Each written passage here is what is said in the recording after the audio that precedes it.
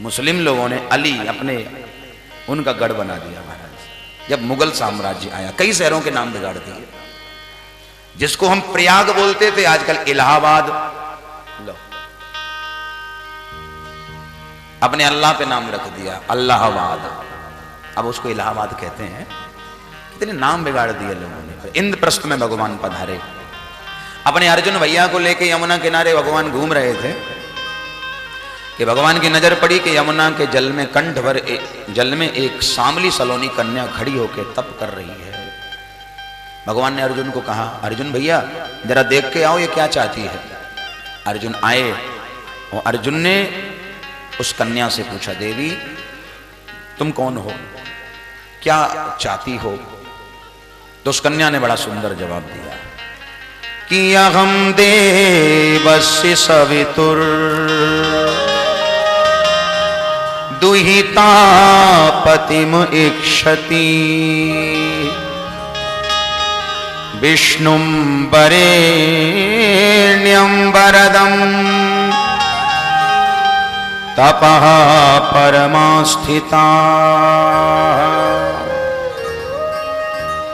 कन्या ने जवाब दिया कि मेरा नाम है कालिंदी, मैं यमराज की बहन हूं, दूसरा नाम है मेरा यमुना, और मैं सूर्य भगवान की पुत्री हूं। तो बोले चाहती क्या हो। बोले विष्णुम वरेण्यम वरदम, भगवान विष्णु जो आजकल कृष्ण बन के द्वारिका में लीला कर रहे हैं, मैं उन कृष्ण को वर्ण करना चाहती हूं। अर्जुन ऐसे ही वापस लौट आए। भगवान बोले कहां भयो भैया। बोले सरकार मामला गड़बड़ है। क्यों। बोले वो आपको वर्ण करना चाहती है। भगवान बोले तो चलो देखते हैं। भगवान आए हैं सामने तो कालिंदी जी भगवान के चरणों में गिर पड़ी और चौथा विवाह यहां भगवान ने कालिंदी से किया। और कालिंदी को लेके भगवान जैसे ही द्वारिका में प्रवेश किए जय जयकार होने लगी, द्वारिकाधीश की जय। रुक्मणी को समाचार मिला है तो रुक्मणी ने देखा कि जामवती और सत्यभामा भगवान के स्वागत के लिए दौड़ी। रुक्मणी ने कहा रुक जाओ। क्यों। बोले खाली हाथ स्वागत न करो। क्यों। आरती की थाली सजा के चलो। किस लिए। बोले आप लोगों से ज्यादा हम इनके बारे में जानती हैं। बोलो राधे राधे।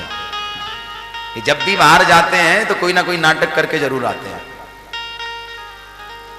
आरती की थाली सजाई और दरवाजे पे तीनों पटरानी आई और भगवान के बगल में देखा कालिंदी जी को तो इशारे में बात हुई, वो बगल वाली कौन है। भगवान मुस्कुरा के बोले बार बार बताऊंगा क्या। बोलो राधे राधे। समझ गई रुक्मणी जी। आरती उतार के स्वागत किया है महाराज। एक दिन भगवान बैठे थे, रुक्मणी जी जल लेके आई। भगवान को देखा कि भगवान एक पत्र पढ़ रहे हैं और ये पत्र उज्जैन के राजा अनुविंद जी के यहां से आया है। और इस पत्र में लिखा है कि मेरी बहन मित्रविंदा का स्वयंवर है और मेरी बहन ने मन में यह प्रण कर लिया है कि मुझे जो सुंदर लगेगा मैं उसी की हो जाऊंगी। बोलो राधे राधे। अब हजारों राजा महाराज आ रहे हैं, प्रभु आप भी पधारे। भगवान पत्र पढ़ रहे थे तो रुक्मणी ने प्रश्न किया, प्रभु ये क्या पढ़ रहे हैं। भगवान बोले पत्र पढ़ रहा हूं। कैसा पत्र है। भगवान ने कहा वैसा ही है जैसा विवाह से पहले आपने भेजा था। बोलो राधे राधे। रुक्मणी जी बोली इसका मतलब। भगवान बोले हाँ। अच्छा प्रभु एक बात निवेदन करूं, अभी कितने विवाह आप और करेंगे। अच्छा एक बार बोलो राधे राधे। भगवान बोले अभी कैसे कह सकते हैं भाई, जैसे जैसे ऑफर आएंगे। भक्तों की भावना है। भगवान ने जितने भी विवाह किए इन विवाहों में भगवान की कोई संसारी लीला नहीं है। ये जो भगवान की रानियां पटरानियां बनी हैं इन्होंने कई जन्म तक भगवान का तप किया है भगवान को पति रूप में पाने के लिए, तब जाके द्वापर में कृपा भगवान ने की है। ये साधारण स्त्रियां नहीं है। और पति रूप में भगवान को पाने का यहाँ कोई उद्देश्य भगवान की संसारी कामलीला नहीं है। ये तो भक्तों के हृदय की बात को पूर्ण करने के लिए, उनकी मनोकामना पूर्ण करने के लिए भगवान ये लीला कर रहे हैं। विवाह की तो लीला है, नाटक है। भगवान ने 5वां विवाह मित्रविंदा से किया है। छठा विवाह भगवान का नागनिजिति से हुआ, 7वां लक्ष्मणा से हुआ, 8वां भद्रा से हुआ। ये 8 भगवान की प्रमुख पटरानियां बनी। एक दिन भगवान बैठे थे, नारद जी ने आगे कहा कि प्रभु इस पृथ्वी ने एक भौमासुर नाम के दैत्य को जन्म दिया है और उस भौमासुर ने संकल्प किया है कि 20,000 राजकुमारियों के संग में इकट्ठा विवाह करूंगा, इकट्ठा विवाह करूंगा। अब ये जाता है, राजकुमारियों को अपहरण करता है, जेल में बंद कर देता है। जब 20,000 पूरी होंगी तब विवाह करूंगा। भगवान बोले तो ठीक है। अभी इसकी जेल में केवल 16,100 हो पाई थी। भगवान गए और भगवान ने भौमासुर का उद्धार करा दिया। और भौमासुर का उद्धार भगवान ने करा के समस्त राजकुमारियों को बंधन से मुक्त कर दिया। और राजकुमारियों से भगवान बोले जाओ, आप लोग स्वतंत्र हैं, अपने अपने घर जाएं। राजकुमारियों ने कहा सरकार, आपने बड़े साधारण तरीके से कह दिया कि अपने घर जाएं, पर आप जानते हैं हम स्त्री जाति से हैं और ये समाज इतना दूषित है, समाज इतना गंदा है कि अगर कोई लड़की अपने घर से और कहीं बगैर बताए एक दिन के लिए बाहर चली जाए, फिर देखो आप तमाशा, घर वाले, परिवार वाले, समाज वाले महाराज पीछे ही पड़ जाते हैं हाथ धो के। तुम्हारी बिटिया वहां गई, उसको जाना नहीं चाहिए था। क्यों? हम दूसरों में बुराइयां ढूंढते हैं। बोलो राधे राधे। हमारे घर में क्या हो रहा है इससे कोई लेना देना नहीं, पर हम लोगों को दूसरे की चिंता ज्यादा रहती है। आपको ऐसा नहीं करना चाहिए था। लो, अरे पहले अपने अंदर झांको, अपनी व्यवस्था संभालो, दूसरे की व्यवस्था में क्यों इंटरफेयर करते हो? बोलो राधे राधे। क्या जरूरत है? कोई हस्तक्षेप नहीं करना चाहिए। अच्छा, कभी कभी मुझे ऐसा लगता है कि समाज में थोड़ा सा भेदभाव होता है। अच्छा, एक बार बोलो राधे राधे और जोर से। भेदभाव कैसे? जैसे हमारा बेटा अपने दोस्तों के साथ 3 दिन के लिए कहीं टूर पे चला गया। 3 दिन के लिए स्कूल गया था और वहां से वो टूर पे चला गया। रास्ते में जा रहा था, फोन किया घर पे, पापा हम फलानी जगह चले गए हैं दोस्तों के साथ, 3 दिन में लौटेंगे। अच्छा बेटा कोई बात नहीं, ध्यान रखना, बस खत्म बात। बिटिया कॉलेज पढ़ने गई और कॉलेज पढ़ने बिटिया गई तो 2 घंटे लेट हो गई, ट्रैफिक में थोड़ी फंस गई, थोड़ा सा टाइम ज्यादा लग गया तो लेट हो गई आने में। 2 घंटे लेट बिटिया घर में आई तो घर वालों ने कितने प्रश्न उसके सामने रख दिए। बेटा इतनी देर कैसे हुई? तुम तो इतने बजे आती थी, आज इतना टाइम कैसे लगा? अब पूरी डिटेल देनी पड़ेगी कि ऐसा हुआ, ऐसा हुआ, ऐसा हुआ। यानी बेटी घंटे 2 घंटे लेट हो जाती तो हम लोग कितने प्रश्न उससे करते हैं, और बेटा चला जाए 3 दिन के लिए तो कोई प्रश्न उत्तर नहीं होता साहब। ऐसा क्यों? इसका मतलब यह है कि बेटा हमें बेटी से ज्यादा प्यारा है। बेटा को हम ज्यादा लाड़ प्यार करते हैं, बिटिया को नहीं करते। पर यह भेदभाव नहीं होना चाहिए। बेटा बेटी तो समान है। मैंने कल भी आपको बताया था कि बेटा हो ना हो पर बेटी का होना जरूरी है। दूसरी बात, हम कई बार लोगों से कहते हैं कि बेटा की परवरिश में चाहे कमी थोड़ी रह जाए पर बिटिया की परवरिश में कोई कमी नहीं रहनी चाहिए। बोलो राधे राधे। ये सोच लो ना, बेटी तो पराए घर जाएगी, उसकी चकाचक सेवा करो महाराज, खूब बढ़िया उसको खिलाओ पिलाओ, सारी उसकी व्यवस्थाएं करो, क्योंकि पराए घर जाएगी तो लगना चाहिए कि अपने घर में ये परेशान नहीं रही है, खा पी के आई है। बेटी का खूब हम ध्यान रखें। तो ये राजकुमारियां निवेदन करती हैं कि हम जब अपने घर जाएंगी तो हमारे समाज वाले हमें स्वीकार नहीं करेंगे। बरसों हो गई इस जेल में। भगवान बोले तो ये बताओ तुम क्या चाहती हो? बोले हम ये चाहती हैं कि आपके चरणों में थोड़ी जगह मिल जाए। भगवान ने कहा तो हमारे महल में चल के रहिए, द्वारिका में बहुत बड़ा महल है, वहां आप रहिए। बोले प्रभु बगैर अधिकार के भी रहना ठीक नहीं है, संसार में समाज में अधिकार होना भी जरूरी है। बोले अधिकार हम आपको क्या दें? तो राजकुमारियों ने कहा बस एक ही अधिकार दे दें सरकार, कि आप हमारे पति बन जाएं और हम आपकी पत्नियां बन जाएं। भगवान ने कहा लेकिन हमारे तो पहले विवाह हो चुके हैं। तो बोले प्रभु हमको भी स्वीकार आप करें। तो भगवान ने उन राजकुमारियों का कष्ट मिटाने के लिए, उन पर कृपा करने के लिए उनसे निवेदन किया कि अब तुम ये बताओ कि विवाह तो हम कर लें, पर हमें मालूम तो है नहीं कि तुम लोग हो कितनी। बोले सरकार हम लोग ज्यादा नहीं हैं, मात्र 16,100 हैं। बोलो राधे राधे। केवल ओनली 16,100। भगवान बोले 16,100 और वो भी केवल? चलो ठीक है मंजूर, लेकिन देवियों रथ हमारा छोटा है, संख्या ज्यादा है। आप एक काम करो, आप पैदल पैदल आओ और मैं रथ में चलता हूं। पैदल पैदल चल रही राजकुमारियां और भगवान रथ में सवार होकर द्वारिका में आए हैं। द्वारिका में जय जयकार हो रही, द्वारिकाधीश की जय, द्वारिकाधीश की जय। 8 पटरानियां दौड़ पड़ी थाली लेके महाराज। आरती की थाली सजी हुई है कि देखा भगवान की तरफ तो रथ खाली दिखा। अब रुक्मणी बार बार इधर देखती उधर देखती हैं, ये कैसे हो सकता है। तो भगवान से कहा आइए प्रभु आपका स्वागत है। जब स्वागत भगवान का किया तो भगवान से कहा आप अंदर चलिए। भगवान बोले रुकिए, थोड़ा इंतजार कीजिए। थोड़ी देर खड़ी नहीं रुक्मणी, जैसे ही पीछे से राजकुमारियां आईं तो भगवान ने इशारा किया पीछे मुड़ के देखो।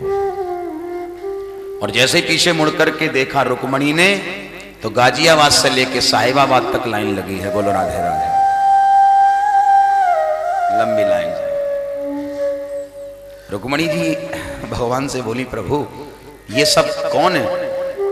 भगवान बोले ये सब अपनी है।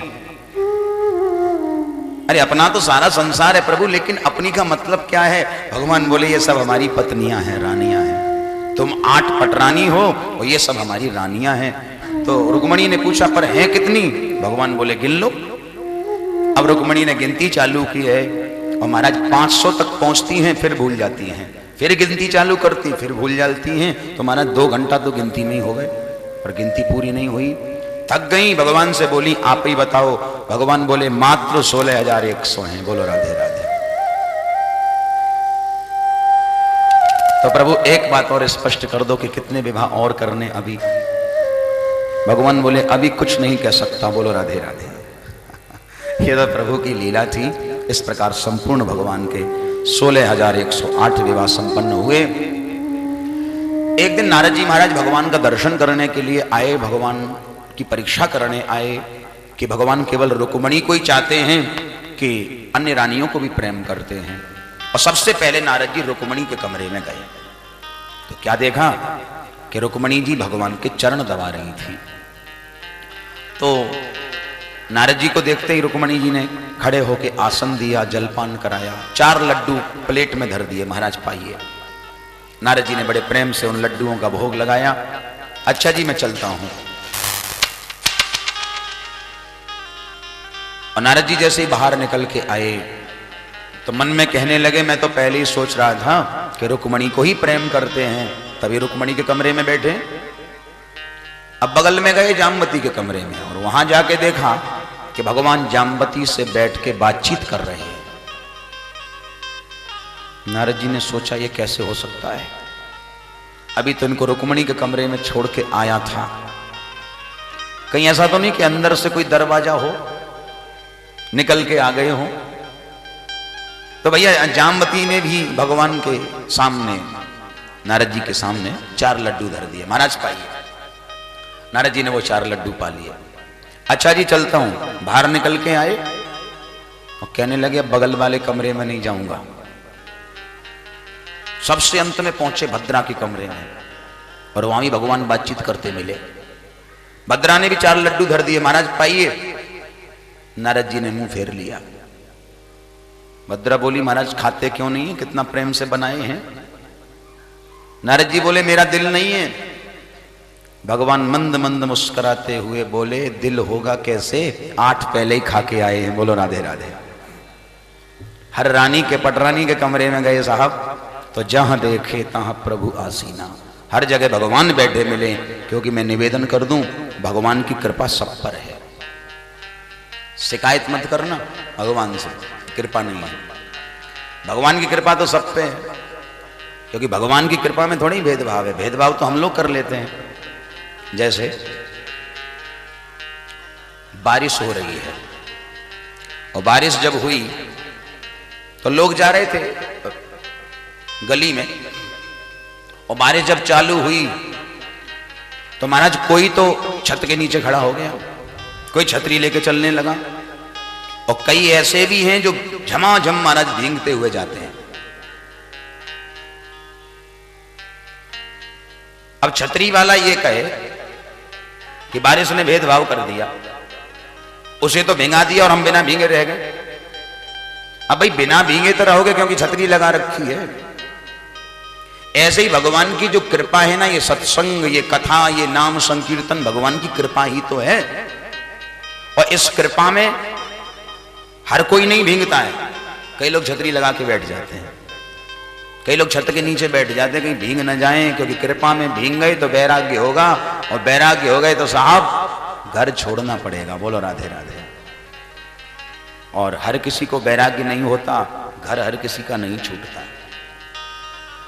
कि कन्हैया से दिल का लगाना कोई मजाक नहीं,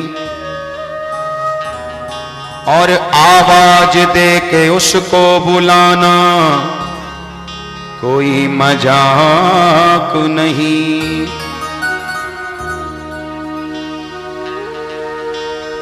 औरों के घर आग लगी तो देखी होगी,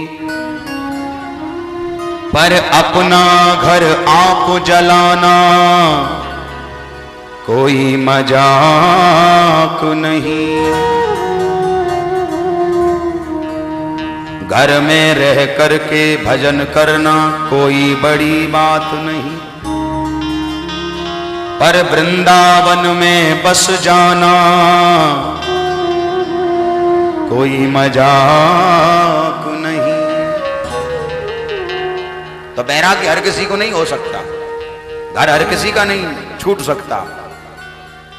कृपा तो भगवान की निरंतर बरस रही है प्यारे, पर आप लोग भींगने वाले तो बनो।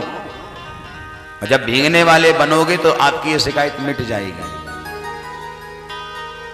दूसरी बात, बारिश हुई, पड़ोसी ने छत के ऊपर एक बहुत बड़ा महाराज भगोना रख दिया, और हमने अपनी छत पे एक छोटी सी बाल्टी धर दी।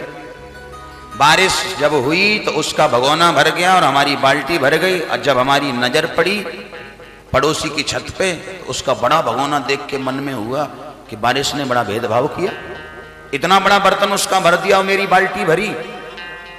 बाल्टी तुम्हारी इसलिए भरी क्योंकि तुम्हारा पात्र छोटा है। बोलो राधे राधे। यहां पात्रता की प्रधानता है कि पात्र जितना बड़ा होगा कृपा उतनी तो पाओगे। बोलो राधे राधे।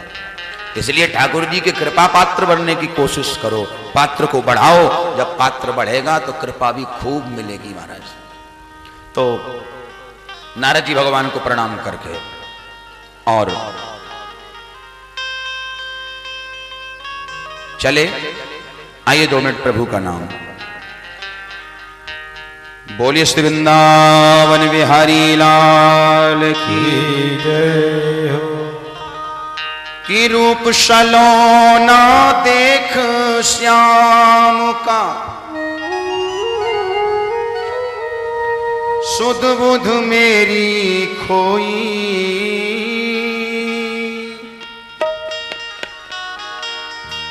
रूप सलोना देख श्याम का, सुध बुध मेरी खोई। निम कमली होई, निम कमली होई, निम कमली होई, निम कमली होई, निम कमली होई, निम कमली होई, निम कमली होई। आप प्यारे निम कमली होई, निम कमली, निम कमली, निम कमली, निम कमली, निम कमली। सभी लोग गाएं। निम कमली, निम कमली। कमली, नी में कमली, नी में कमली, नी में कमली, नी में कमली, नी में कमली, नी में कमली, नी में कमली, नी में कमल श्याम दी कमली, नी में कमल श्याम दी कमली, नी में कमल श्याम दी कमली, नी में कमल श्याम दी कमली, नी में कमली होई, नी में पागल होई, नी में कमली होई, नी में पागल होई। ताली सेवा करते हुए प्रेम से गाइए।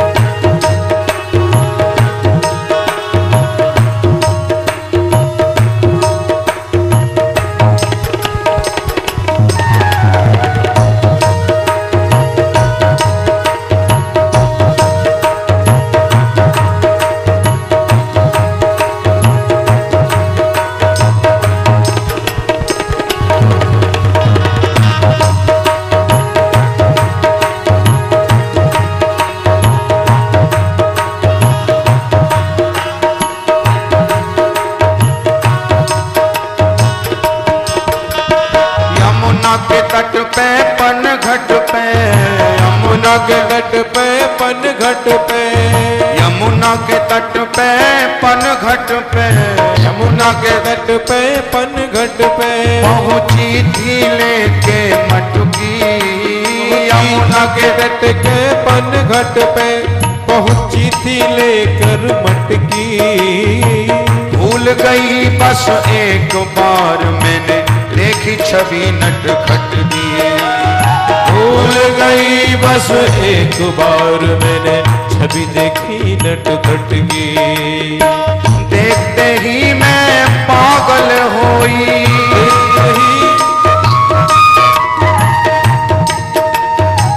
देखते ही मैं पागल होई, देखते ही मैं पागल होई, उसी रूप में खोई, देखते ही मैं पागल हो गई, उसी रूप में खोई।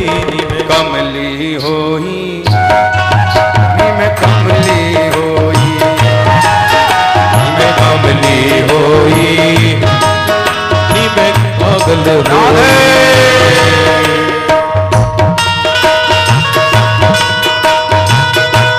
बाके बिहारी लाल की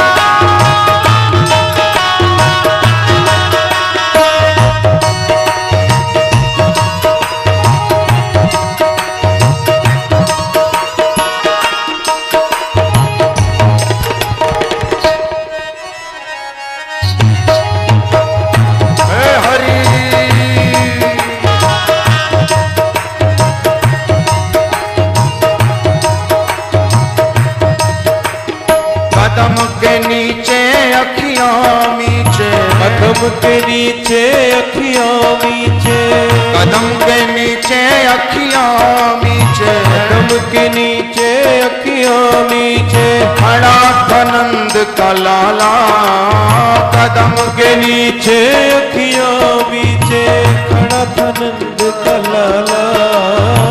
हाथ में बंसी मुख पे हंसी, मोर मुकुट गले माला, हाथ में बंसी मुख पे हंसी, मोर मुकुट गलमाला। तान सुरीली मधुर रसीली,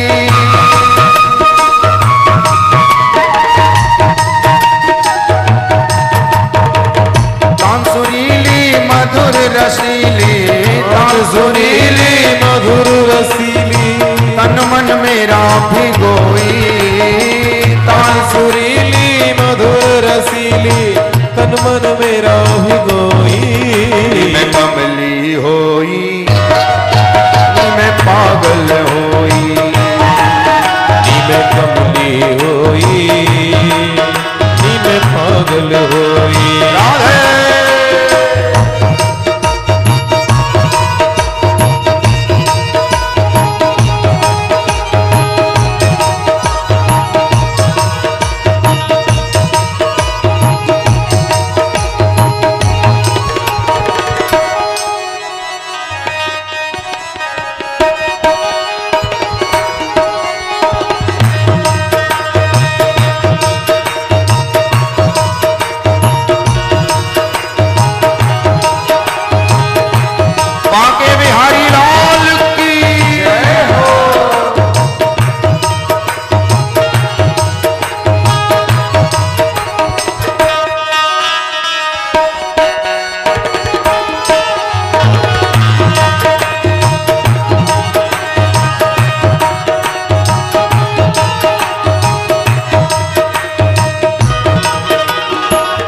अच्छा एक बात बताओ, ना तो आपकी आवाज आती है, ना मुंह से आवाज आए, ना तालियों की आवाज आती है।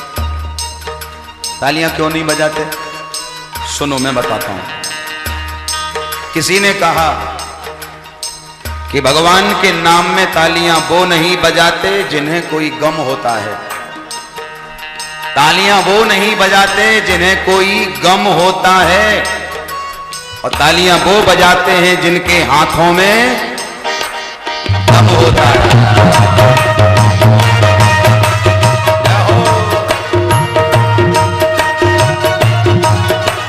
हरि बोल।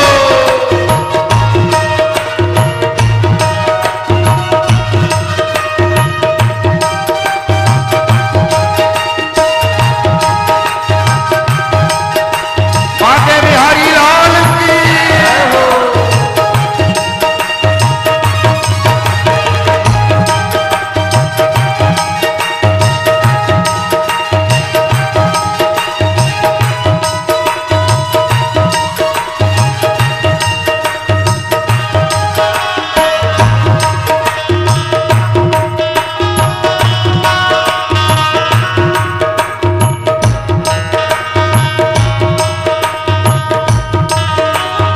सास ननद मोहे पल पल टोके, सास ननद मोहे पल पल टोके, सास ननद मोहे पल पल टोके, ननद मोहे पल पल टोके, हर कोई देवे ताने, सास ननद मोहे पल पल टोके, हर कोई देवे ताने। मेरे मन की कोई न जाने, जाने कन्हैया जाने, ओ मेरे मन की कोई न जाने, जाने कन्हैया जाने। गाँव वाले मेरे पीछे पड़ गए,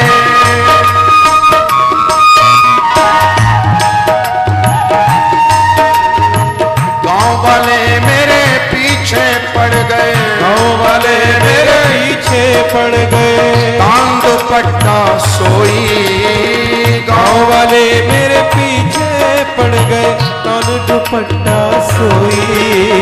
कमली होई नी मैं कमली होई, नी मैं कमली होई, नी मैं कमली होई, नी मैं कमली, नी मैं कमली, नी मैं कमली, नी मैं कमली, मैं कमली, आ प्यारे कमली, नी मैं कमली, नी मैं कमली, नी मैं कमली, नी मैं कमली, नी मैं कमली, नी मैं कमली, नी कमली, नी मैं कमली, नी मैं कमली, नी मैं कमली, नी मैं कमल श्याम दी कमली, नी मैं कमल श्याम श्याम दी कमली, ओ नी मैं कमल श्याम दी कमली, दोनों हाथ खोल के श्याम दी कमली, कमल श्याम दी कमली, मैं कमली श्याम दी कमली, मैं कमल श्याम दी कमली,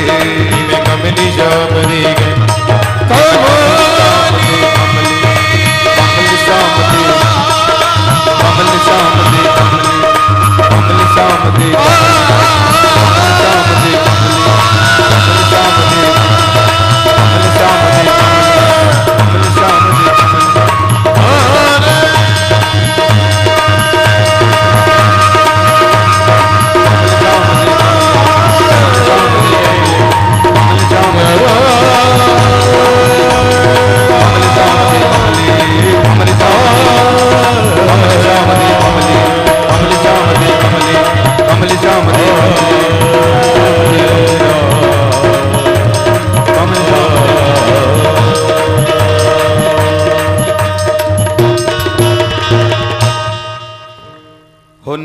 कमली श्याम दी कमली कमली श्याम दी कमली कमल श्याम दी कमली कमली श्याम दी कमली। तो नारद जी प्रभु का गुणानुवाद करते हुए भगवान की कृपा का दर्शन किया और चले गए। आगे सुखदेव जी ने बड़ा सुंदर वर्णन किया है। एक बार प्रेम से बोले राधे राधे। सुखदेव जी महाराज कहते हैं कि धीरे धीरे भगवान के यहां पुत्र हुए, भगवान का परिवार बढ़ा। भागवत में वर्णन है कि भगवान की हर रानी के पटरानी के गर्भ से 10-10 पुत्र और 1-1 पुत्री हुई, यानी 16,108 तो भगवान की पत्नियां हैं और 11-11 बच्चे हैं साहब।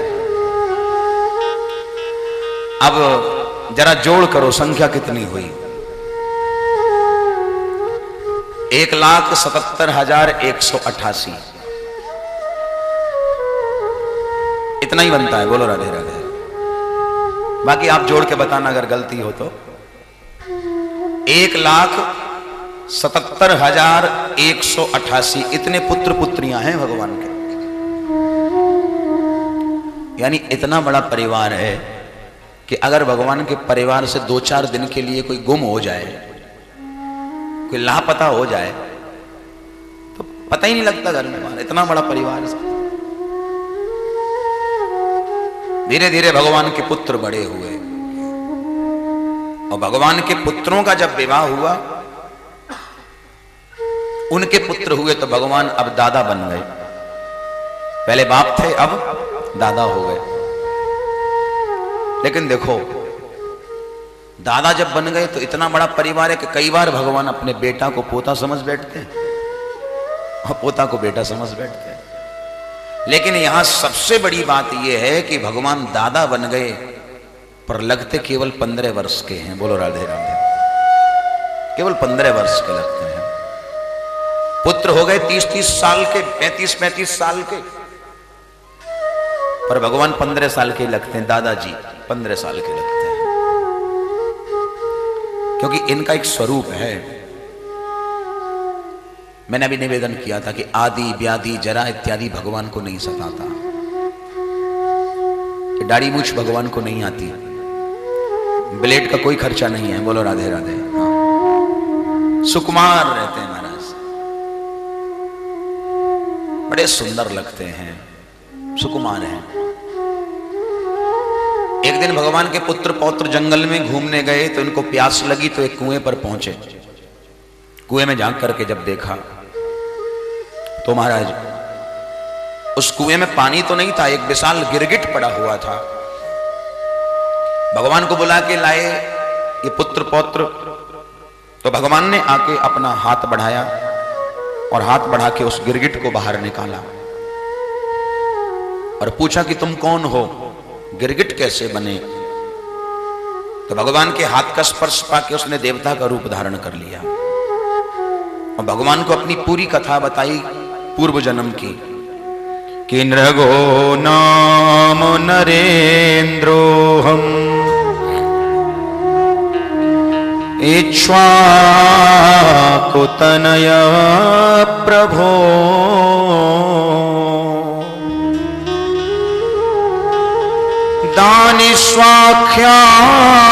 दानिष्वाख्यायमानेषु ददीते कर्णमुहि स्पृशम। ये बड़ी सुंदर कथा है। ये देवता कहता है कि पूर्व जन्म में इक्ष्वाकु कुल में मेरा जन्म हुआ था और मेरा नाम था राजा नृग। और मेरा नियम था कि मैं गायों का बहुत दान करता था, लेकिन दान करते करते मेरे मन में अभिमान आने लगा। जैसे कभी कभी होता है ना, हम किसी को ज्यादा दान करने लगे या ज्यादा भक्ति करने लगे तो मन को अभिमान गिरने लगता है। अभिमान क्यों आता है? क्योंकि भगवान देखते हैं, ये परीक्षा करते हैं कि ये दान सच्ची में कर रहा है कि दिखावा कर रहा है।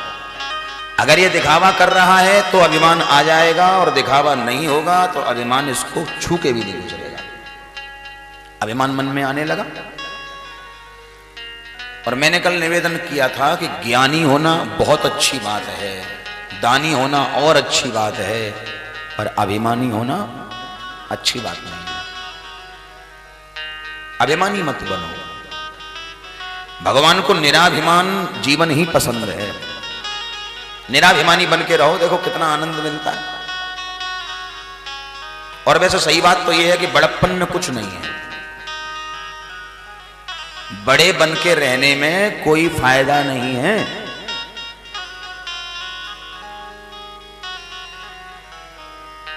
बड़े मत बनो। आजकल व्यक्ति बड़ा आदमी बनने के लिए क्या नहीं करता? बोलो राधे राधे, थोड़ा जोर से। बड़ा बनने के लिए हम क्या नहीं करते? कारण क्या है? क्योंकि हमारा जो स्वभाव बन गया है ना, वो ऊपर देख के चलने का है, जबकि नीचे देख के चलना चाहिए। हम कहां देखते हैं? महाराज, हमारे घर में तो साल का जो टर्नओवर है वो केवल 10 करोड़ का है। बोलो राधे राधे। पर महाराज, हमारा पड़ोसी 100 करोड़ कमाता है साल में। 100 करोड़। तो मन में हमारे क्या आया कि हम भी 100 करोड़ कमाए। क्यों? क्योंकि हम ऊपर देख रहे हैं, जो हमसे ऊपर बैठा ना, कि वो 100 करोड़ कमाता है, उधर ध्यान हमारा। पर कभी सोचते हैं हम कि हमसे भी तो नीचे कुछ लोग बैठे हैं। ऐसे ऐसे लोग बैठे हैं साहब, जिन्हें 2 समय की रोटी भी नसीब नहीं होती। उधर ध्यान क्यों नहीं जाता? कभी उधर भी ध्यान दें हम। एक बार एक सरदार जी गुरुद्वारे गए। बड़े गरीब थे बेचारे, मेहनत करते थे, घर का गुजारा करते थे। सरदार जी इतने गरीब थे कि सरदार जी चप्पल नहीं पहनते थे, क्योंकि चप्पल खरीदने को पैसा नहीं था, नंगे पांव रहते थे। अब सरदार जी गए गुरुद्वारे में, गुरु ग्रंथ साहब के सन्मुख जाके मत्था टेका, और मत्था टेकने के बाद प्रार्थना की कि वाहे गुरु, आपकी बड़ी कृपा है, लेकिन दुनिया के लोग देखो पैरों में चप्पल पहनते हैं, सुंदर सुंदर जूते पहनते हैं, पर मैं इतना गरीब हूं कि आपने मुझे पहनने के लिए चप्पल भी नहीं दी है।